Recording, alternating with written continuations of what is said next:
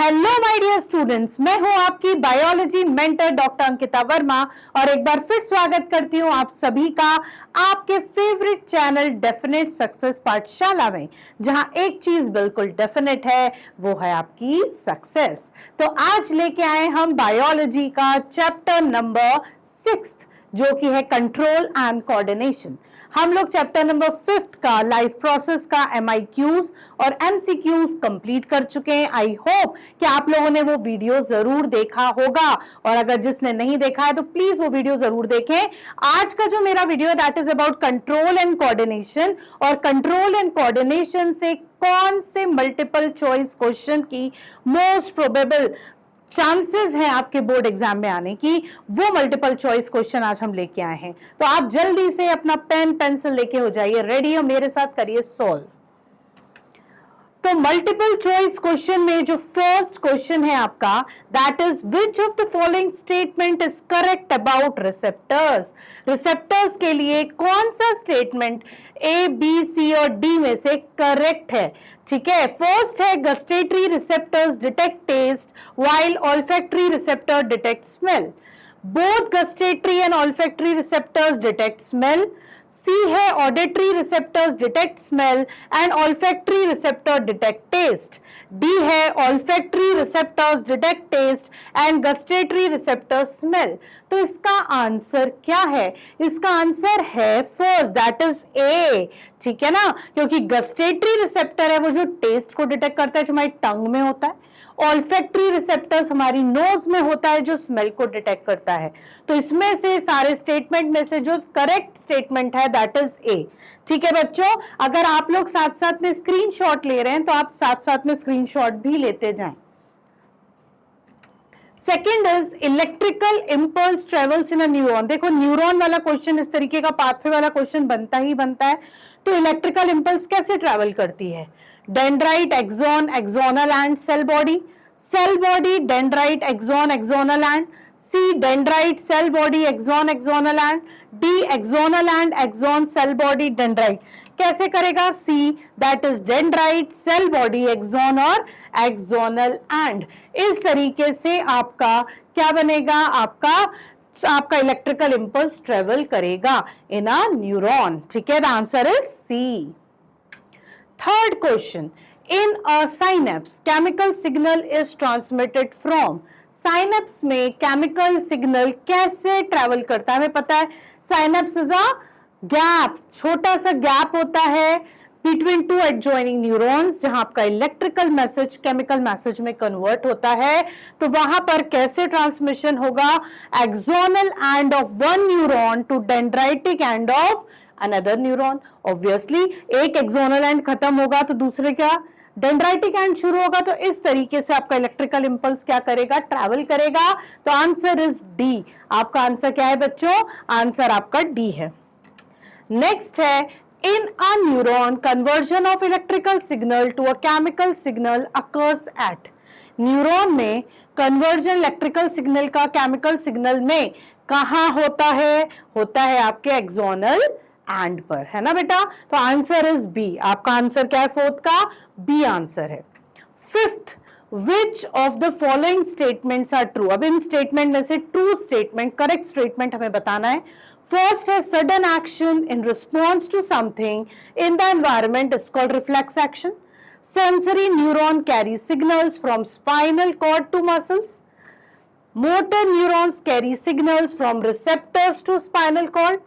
The path through which signals are transmitted from a receptor to muscle or a gland is called reflex arc. तो first और fourth मेरे हिसाब से दोनों सही है। हम लोग आंसर चेक कर लेते हैं।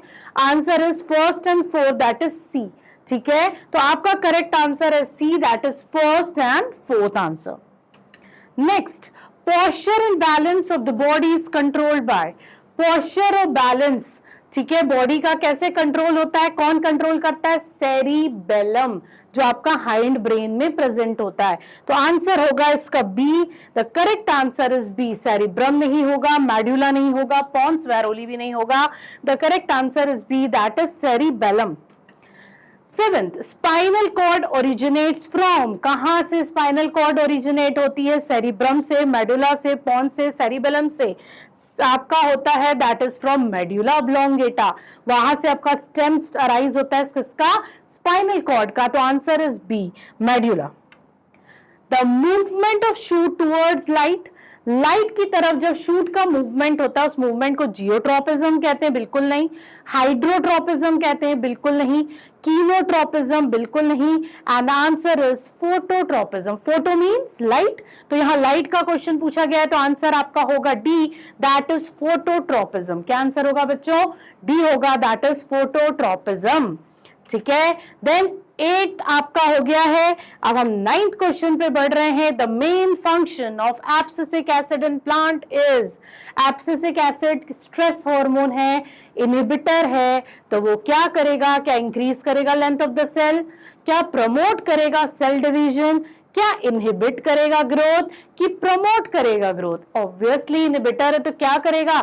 Inhibition, that is C, inhibits the growth. ठीक है, आंसर इसका है C, that inhibits growth. Then which of the following is not associated with growth of plant? Growth of plant से कौन एसोसिएटेड नहीं है?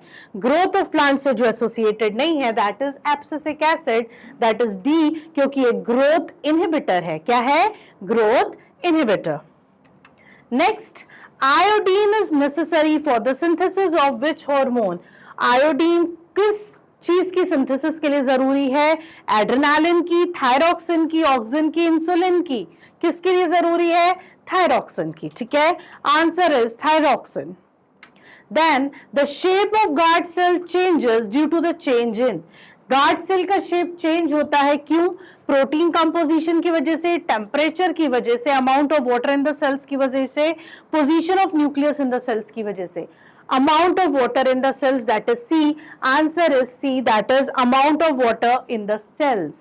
Clear?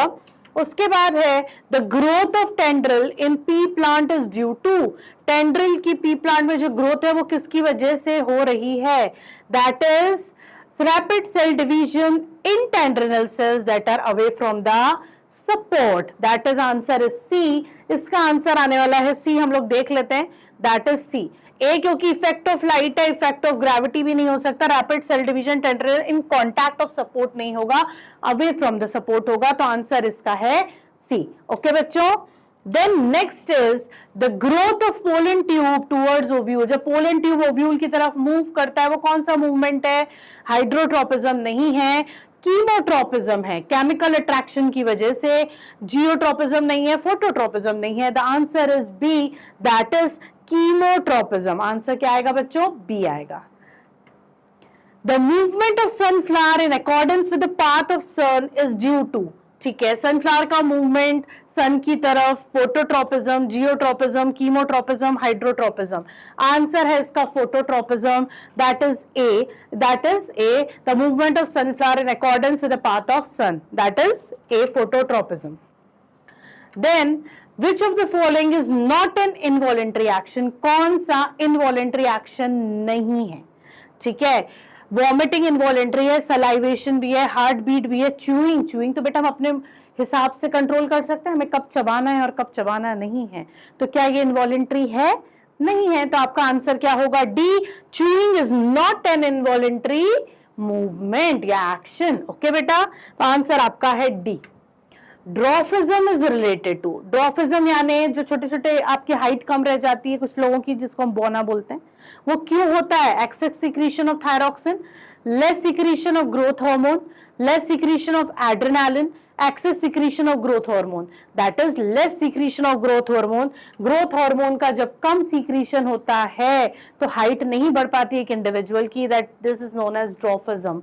उसे हम क्या बोलते हैं? वो डॉफ रह गया, तो ड्रॉफिज्म बोलते हैं उस सिंड्रोम को, right? A doctor advised the patient to take an injection of insulin because his blood pressure was low, his heart was beating slowly, he was suffering from goiter, his sugar level in the blood was high. Sugar level control करने के लिए insulin लिया जाता है, तो answer होगा D. Answer क्या होगा? D, that is his sugar level in blood was high. Okay? Then the hormone which increases the fertility in males is called, hormone जो फर्टिलिटी मेल में इंक्रीज करता है, क्या वो ईस्ट्रोजन है, टेस्टोस्टेरोन है, इंसुलिन है, ग्रोथ हार्मोन है? Obviously testosterone, that is B, answer आएगा इसका बी। ठीक है, आप लोग स्क्रीनशॉट साथ साथ में लेते रहिए। 20, Which of the following endocrine gland is unpaired? इसमें से कौन सा एंडोक्राइन ग्लैंड आपको अनपेयर्ड लग रहा है? एड्रिनल तो पेयर्ड में, किडनीज के ऊपर दोनों जगह, टेस्टिस भी पेयर्ड है, पिट्यूटरी पेयर्ड है क्या? नहीं है, मास्टर ग्लैंड है सिंगल, ओवरी भी पेयर्ड है, तो आंसर इसका क्या आएगा? सी, दैट इज पिट्यूटरी ग्लैंड, जो आपका अनपेयर्ड ग्लैंड होता है, अनपेयर्ड आपका अनपेयर्ड एंडोक्राइन ग्लैंड होता है, it is also known as master gland बच्चों। ठीक है, तो ये थे आपके मल्टीपल चॉइस क्वेश्चन, कौन से चैप्टर के? कंट्रोल एंड कोऑर्डिनेशन के। अब हम अपने नेक्स्ट वीडियो में आपको बताने वाले हैं most important questions, that is MIQs of control and coordination. उसके लिए हमारे साथ बने रहिए, हमारे वीडियोस देखते रहिए, लाइक करिए, सब्सक्राइब करिए चैनल को। तब तक के लिए बाय बाय।